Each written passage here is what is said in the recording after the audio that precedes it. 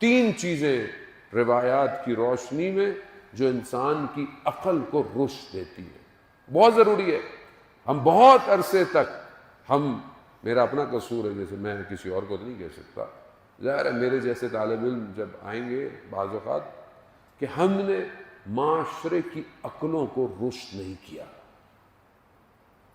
اچھی بات ہے تاریخی باتیں کریں، اچھی بات ہے، ساری چیزیں ہونی بھی چاہیے، لیکن معاشرے کے شعور کو بلند بھی تو کرنا ہے. کس کی ذمہ داری ہے؟ کتنا انسان سسٹمیٹک ہو سکتا ہے؟ یہ منبر رسول ہے.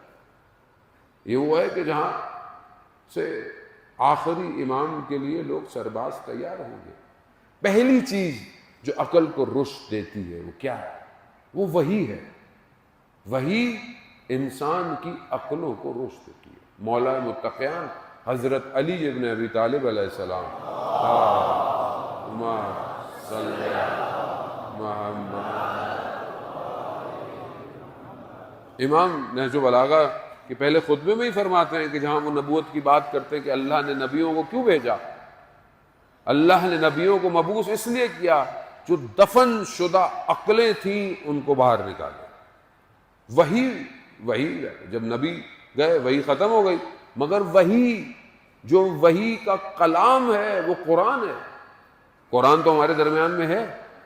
قرآن ہماری زندگی میں کتنا ہے، کتنا ہم قرآن پڑھتے ہیں، کتنا ہم قرآن سنتے ہیں.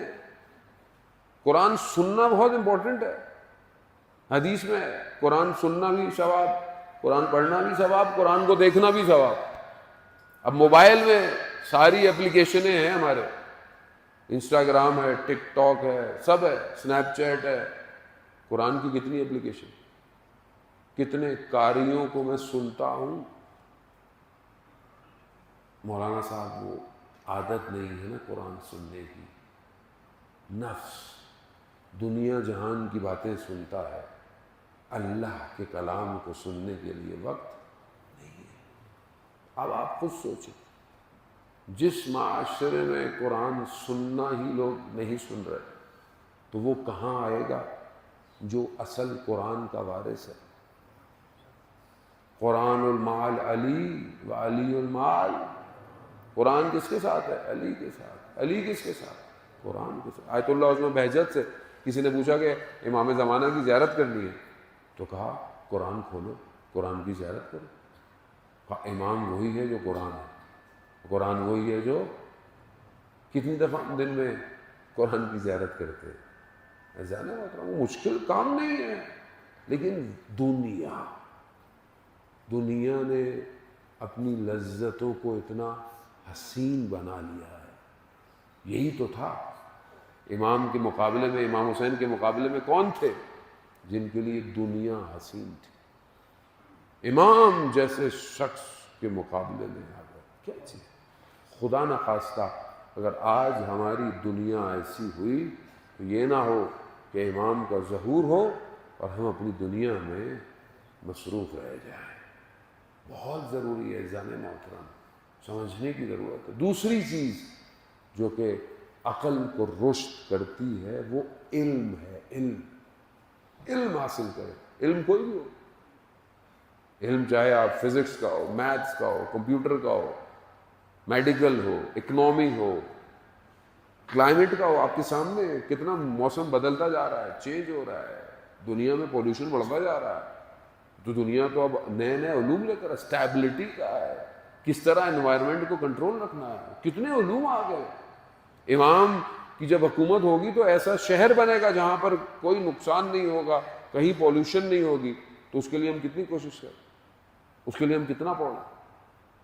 علم بہت ضروری ہے اور ہر علم میں اسپیشلائزیشن کی ضرورت ہے.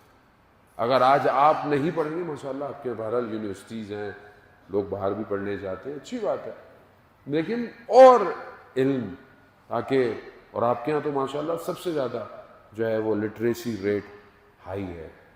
یعنی میرے خیال میں پاکستان میں سب سے زیادہ جو ہے وہ آپ ہی کے ہاں جو ہے وہ لوگ سب سے زیادہ پڑھے لکھے. بہت اچھی بات ہے، اس کو اور اوپر لے کے جائیں، رک نہ جائیں، اس کو رکے نہیں. اور وہ علوم جو امام زمانہ کو ضرورت ہے اس کو سیکھیں، اس کے اوپر کام کریں. چیزوں کو اپنے دنیا میں چھوٹے چھوٹے سے ملک ہیں عزیزان محترم، دنیا کی اکانومی کو کنٹرول کیا. بعض چھوٹے سے جزیرے ہیں لیکن دنیا کی بہت ساری چیزیں صرف وہی بنتی ہیں. کنٹرول ہے، سسٹم ہے، آپس میں متحد ہیں، اپنی قیادت کے ساتھ ہیں. ایک سوچ ہے، ایک پیٹرن ہے جس پر سوچتے ہیں کام کیسے ہونا چاہیے. ٹورزم ہے، ٹورزم کیسے ہونا چاہیے، کیا لمٹس ہونی چاہیے، کیا حدود ہونی چاہیے، کیا چیزیں کس طریقے سے کی جائیں. وہ ہر چیز ہے. آپ اللہ نے انسان کو علم دیا ہے. ہاسپٹیلٹی خود ایک علم ہے، اس کے ذریعے سے پوری دنیا جو ہے وہ آج اس پہ چل رہی ہے. تیسری اور آخری چیز جو عقل کو رشد دیتی ہے وہ کیا ہے؟ وہ اخلاق، انسان کا بیہیویئر، انسان کا ایٹیٹیوڈ دوسروں کے ساتھ. میں دوسروں کے ساتھ کیسا ہوں، میں اٹھنے میں کیسا ہوں، میں ملنے میں کیسا ہوں، میں والدین کے ساتھ کیسا ہوں، والدین کا احترام کرتا ہوں کہ نہیں کرتا، میں اپنے گھر میں اپنے بچوں کے ساتھ کیسا ہوں، میں اپنے زوجہ کے ساتھ کیسا ہوں. یہ بہت امپورٹنٹ ہے. مسجد میں تو سارے ہی اچھے ہیں، مسجد میں اچھا ہونا تو کوئی کمال تھوڑی ہے. اول بات ہے مسجد میں جو آتا ہے ویسے ہی تھوڑا بہت تو اچھا ہوتا ہی ہے. اصل تو ہے کہ جہاں امتحان ہوگا، جہاں آزمائش ہوگی، وہاں اخلاق کیسا ہے. جہاں غصہ آ جائے، سڑک پہ غصہ آ گیا، وہاں اخلاق کیسا ہے. امام جعفر صادق علیہ السلام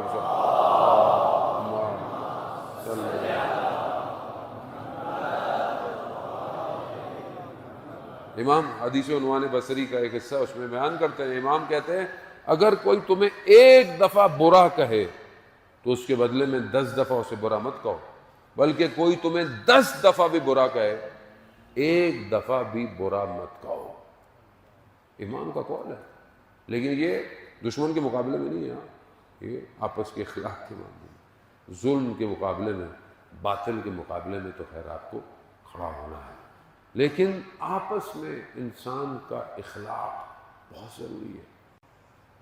قرآن جو ہے وہ معصوم سے روایت ہے کہ اگر اف سے بھی کم کوئی لفظ ہوتا تو قرآن والدین کے لیے اسے استعمال کرتا. اف سے کم کوئی لفظ نہیں ہے، والدین کے آگے اف مت کرو.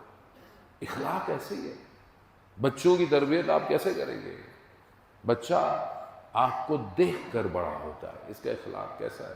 والد کا اخلاق والدہ کے ساتھ کیسا ہے، والد کا اخلاق بہن بھائیوں کے ساتھ کیسا ہے، والد کا اخلاق اپنے والدین کے ساتھ کیسا ہے، سب دیکھ رہا ہوتا ہے بچہ.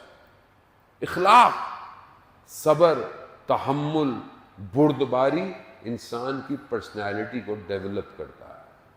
جو انسان جتنا گہرا ہوتا ہے اتنا کامیاب ہے. جو ہر بات میں جواب دے دے، ہر بات میں اکھڑ جائے، بہت کھوکھلا آدمی ہے، یہ آدمی چل نہیں سکتا. اور خاص طور پر جہاں زبان جس کے لیے کئی گناہ لکھے ہوئے ہیں، سب سے زیادہ قبر کے اندر عذاب زبان کی وجہ سے. اخلاق کی کتاب جوانوں کو پڑھنی چاہیے. اخلاق کیسے ہونا چاہیے، علماء اخلاق کے پاس بیٹھنا چاہیے. شہید مطہری فرماتے ہیں کہ ہم جب امام خمینی کے درس میں بت کو جاتے تھے تو اس کے اگلے دن تک ہماری ہڈیوں میں کپکپاہٹ ہوتی تھی. ایک دن گزرتا، 2 دن گزرتا، 3 دن، آہستہ آہستہ آہستہ اتوار آتا، ہم پھر اسی دنیا کی طرف مطلب عام آدمی ہو جاتے. پھر منگل، پھر دوبارہ بدھ، پھر وہی کیفیت. اخلاق، نصیحت بہت ضروری ہے. آج کے جوان نصیحت نہیں سن سکتا. والدین 1 منٹ نصیحت کریں بھاگ جائے گا، بولے گا آپ کو کیا پتا. آج کے جوان. اور امام کیا فرماتے ہیں کمیل سے، مولا کائنات کمیل سے کیا کہتے ہیں؟ کمیل واز کرو، واز، کان سننا چاہتے ہیں. نصیحت بہت ضروری ہے. انسان کی زندگی میں کوئی ایسا ہونا چاہیے، بڑا بزرگ، کوئی مینٹور، کہ جس کی نصیحت پر انسان عمل کرے. ملا مہدی ناراکی کہ جنہوں نے کتاب لکھی تھی جامع و سادہ، عربی میں کتاب ہے اخلاق پہ، اس کا خلاصہ اردو کے اندر بھی ہے جو فارسی کی کتاب سے ہے وہ ہے معراج و سعادہ، اردو کے اندر بھی موجود ہے، وہ ان کے بیٹے نے اس کو کیا ہے۔ اور وہ جو کتاب تھی ملا مہدی ناراکی نے لکھی، عربی کی کتاب تھی، نجف کے حوزے میں اس کو بہت لوگوں نے قبول کیا۔ نجف زیارت پہ گئے تو لوگ بہت ملنے آئے، علماء ملنے آئے کہ آپ نے کتنی اچھی کتاب لکھی ہے۔ ایک عالم ملنے نہیں آیا، اور وہ کون تھا؟ سید مہدی بحر العلوم، بہت بڑے عالم دین تھے، جسے امام زمانہ نے اپنے سینے سے لگا کے علم کو منتقل کیا تھا۔ اتنی بڑی ہستی، وہ ملنے نہیں آئے، تو انہوں نے کہا میں خود ملنے جاتا ہوں۔ تو کسی نے کہا نہیں، آپ کو جانا نہیں چاہیے تھا، آپ مہمان ہیں۔ کہا نہیں، وہ سید بھی ہیں اور بزرگوار بھی ہیں، بڑے عالم ہیں۔ چلے گئے، وہ درس دے رہے تھے، درس ختم ہوا، اٹھ کے چلے گئے، ان سے بات ہی نہیں کی، یہ بھی اٹھ کے چلے گئے۔ تھوڑے دن اور گزرے، انہوں نے کہا میں پھر سید کے پاس جاتا ہوں۔ تو کسی نے کہا بھائی آپ کتنا، آپ کو شکستہ نفسی کی ضرورت نہیں ہے، مطلب وہ نہیں آئے۔ کہا نہیں، سید ہے۔ پھر گئے، پھر درس ہو رہا تھا، درس ختم ہوا، اٹھ کے چلے گئے، یہ بھی اٹھ کے چلے گئے۔ یہ پھر زیارتوں پہ گئے، کربلا، کاظمین، سامرا، واپس نجف جانے لگے، نجف سے واپس اپنے گھر کی طرف۔ کہا کہ میں ایک اور دفعہ سید کی خدمت میں جاتا ہوں۔ تو اطراف میں جو لوگ تھے انہوں نے کہا بس کر دے، کتنا اپنے آپ کو گرائیں گے آپ؟ کہا نہیں، وہ سید ہے۔ جیسے ہی ان کو پتہ چلا کہ ملا مہدی ناراکی آ رہے ہیں، تو دوڑتے ہوئے گلی میں جا کر استقبال کیا، لے کر آئے، بیٹھے، باتیں کی، اور کہا کہ آپ مجھ سے پوچھیں گے نہیں کہ آپ 2 دفعہ آئے، میں نے آپ سے بات نہیں کی؟ کہا نہیں، مجھے معلوم نہیں۔ کہا میں دیکھنا چاہتا تھا جو اخلاق کی کتاب آپ نے لکھی ہے، وہ اخلاق آپ میں پایا جاتا ہے یا نہیں جاتا؟ بہت ضروری ہے اخلاق۔ امام علی علیہ السلام فرماتے ہیں نا، زندہ ایسے رہو لوگ تم سے ملنا چاہیں، اور جب مر جاؤ تو لوگ تم پہ گریہ کریں۔ ایسا زندہ رہا۔ اخلاق عقل کو رشد دیتا ہے، اخلاق عقل کو وقت دیتا ہے، اخلاق انسان کو سوچنے کی صلاحیت دیتا ہے۔ جو آدمی غصے میں ہر وقت ناراض رہتا ہو، پھٹ جاتا ہو، زبان ہر وقت چلتی ہو، وہ آدمی کبھی بھی عقل سے سوچتا نہیں۔ اس لیے تو آپ دیکھیں نا، غصے کی وجہ سے طلاقیں، قتل، رشتے سب ٹوٹ جاتے ہیں۔